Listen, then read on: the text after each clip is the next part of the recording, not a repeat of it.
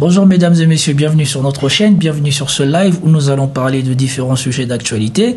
Sans plus tarder, nous allons passer à la partie africaine de ce live qui sont Israël Mutombo qui parle de quelques questions auxquelles ça m'intéresse de répondre.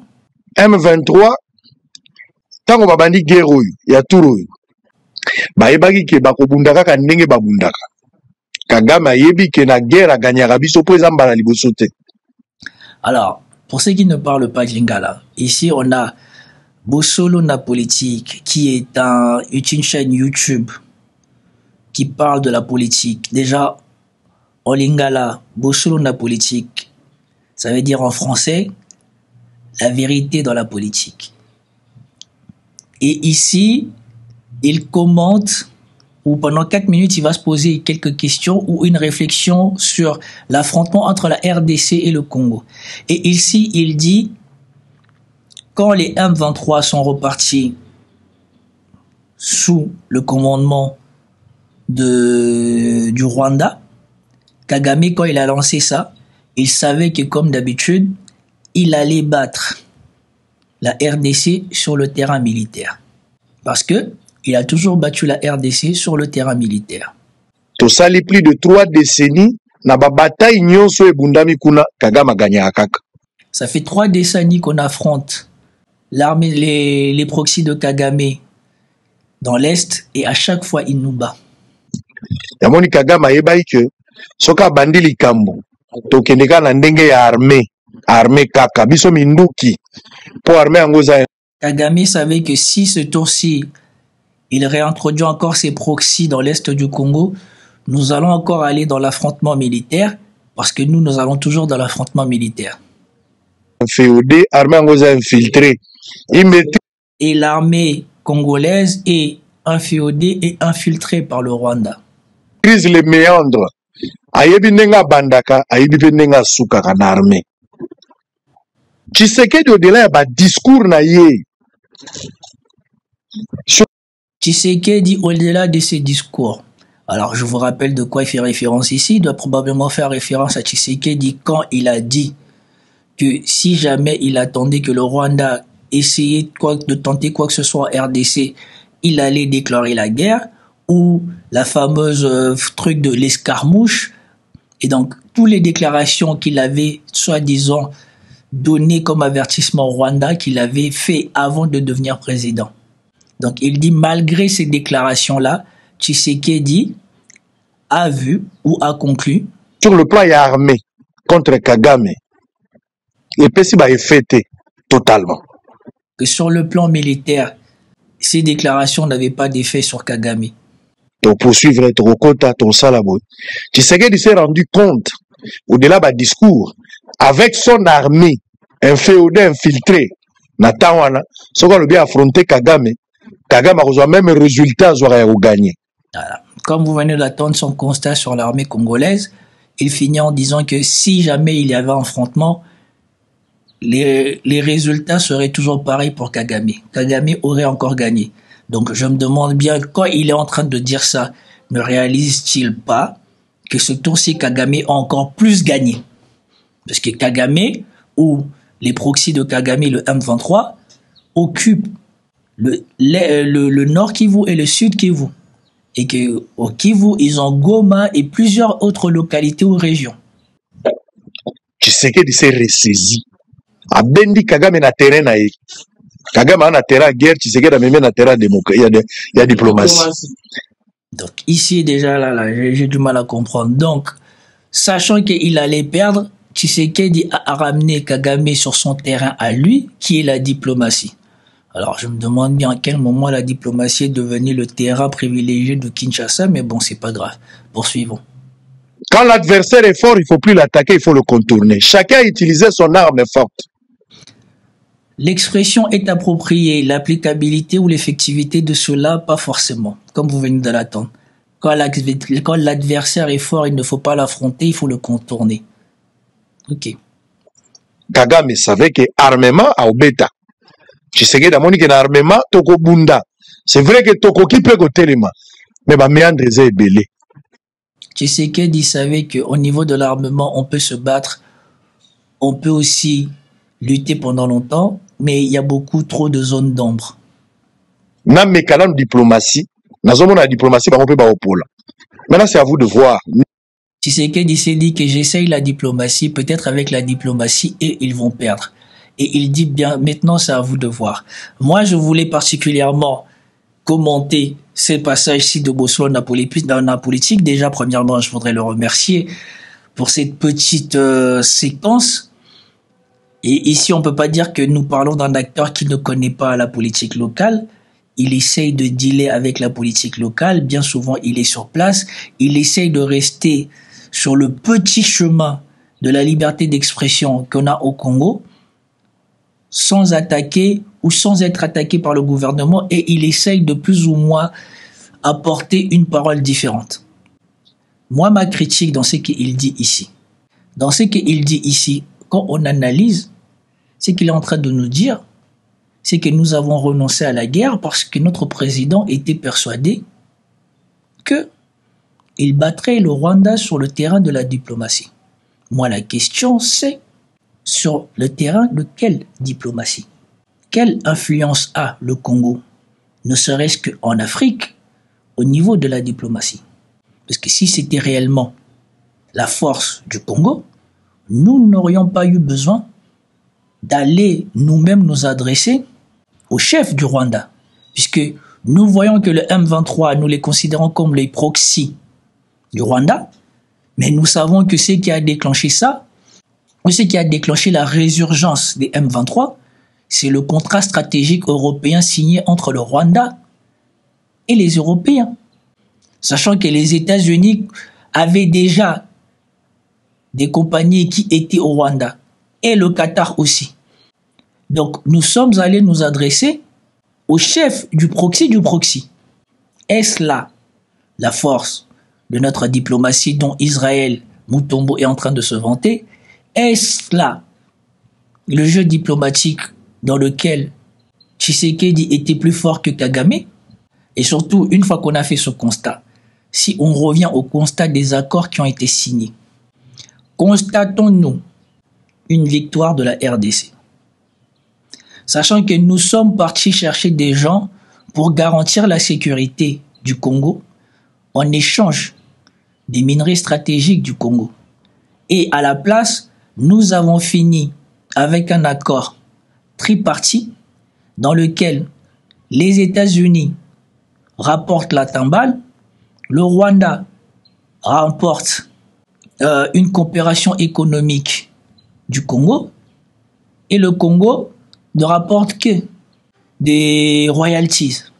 Parce que concrètement, la formation de la chaîne de valeur qu'ils vont mettre en place fait que le Congo aura la plus petite part, puisque nous, on n'aura que les frais des mines qui seront là, des extractions, et ensuite, la première transformation ira se faire au Rwanda, donc la première valeur ajoutée va aller se faire au Rwanda, et ensuite partir aux États-Unis. C'est mieux que rien, mais c'est ça notre gain. Nous allons être le dindon de la farce de nos propres biens. Est-ce cela la victoire diplomatique que Israël Mutombo est en train de nous montrer ou est en train d'insinuer? Et comme il a dit, à vous de voir. Moi, c'est tout vu. Il n'y a pas de victoire diplomatique là-dedans. Tshisekedi ou son gouvernement n'ont rien gagné là-dedans. La seule satisfaction, et encore, c'est à voir, puisqu'on voit jusqu'à maintenant, il y a encore des affrontements dans cette zone-là, dans l'Est, malgré les accords qui ont été signés, c'était que les populations de l'Est puissent connaître au moins la calmie pendant un temps. Mais concrètement, tout ce que j'ai dit sur ma chaîne, bien avant qu'on en arrive là, les conséquences que j'avais déjà dénoncées sont ce qui se passe. Le Rwanda ou Kigali n'a pas hésité à réclamer la gestion de l'Est du Congo pendant les négociations à Doha.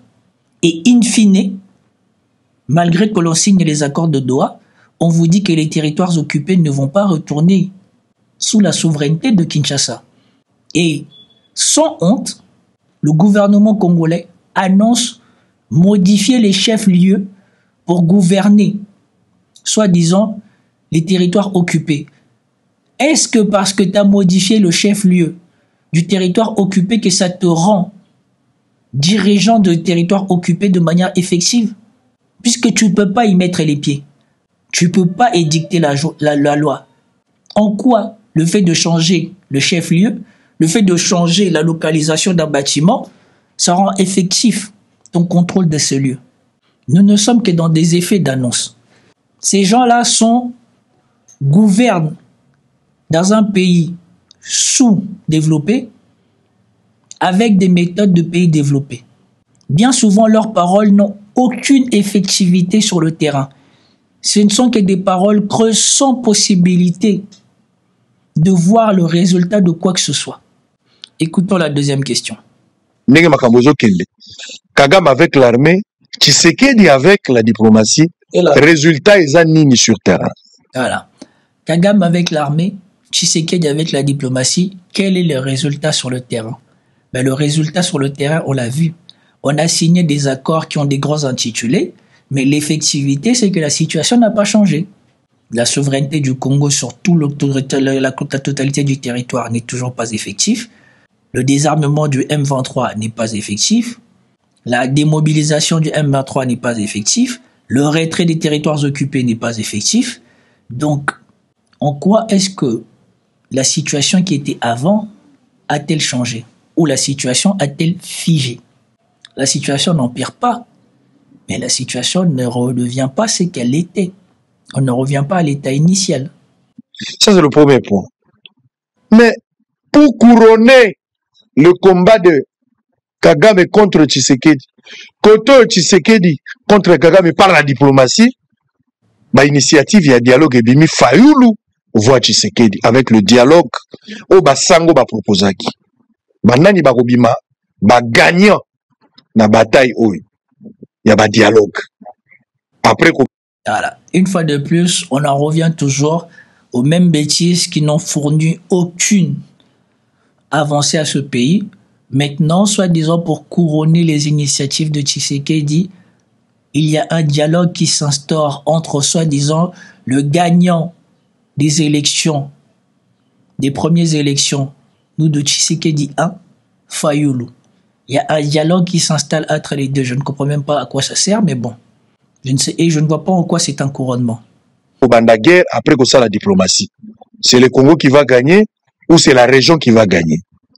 Ça sont des questions que je me pose à haute voix. Et c'est à vous de répondre, messieurs et dames. Place pour... Ah bah ça, autant la première question avait un peu de pertinence, puisque ça permettait aux gens d'apporter la réponse, autant la deuxième question, je ne vois pas en quoi elle est pertinente, puisqu'on sait déjà que voilà, ces questions de dialogue ne sont que de l'esbrouf pour que chacun puisse prendre sa part de pouvoir, prendre sa part de l'argent.